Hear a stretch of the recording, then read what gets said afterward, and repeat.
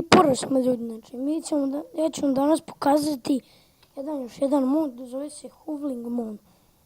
Mod je jako dobar, znači, daje nam ove napitke, ovaj cvijet, vidite, i ova dva, znači, sad ću vam pokriti ovo od ovoga, vidi kad vas udari ovaj, jao.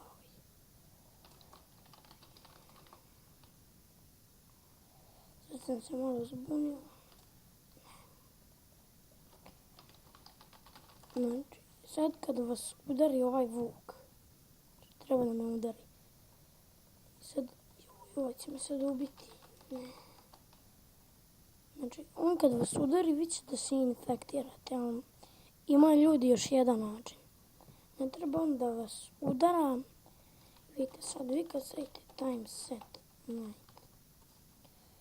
Sad ću vam pokažem šta sve on može, vidite. Postanete ovakav vuk.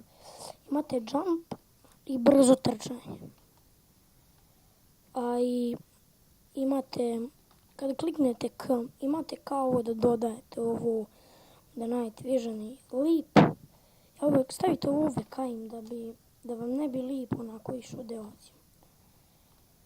Onda, sad kada kliknete ovo T, možete da menjate skin. Znači, možete da stavite ovako i da menjate ovako. Boja meni najbolji ovaj. I vi tu možete ovako da skakutate, što je super. A i kako na drugi način. Samo moram ljudi opet da stavim mirno.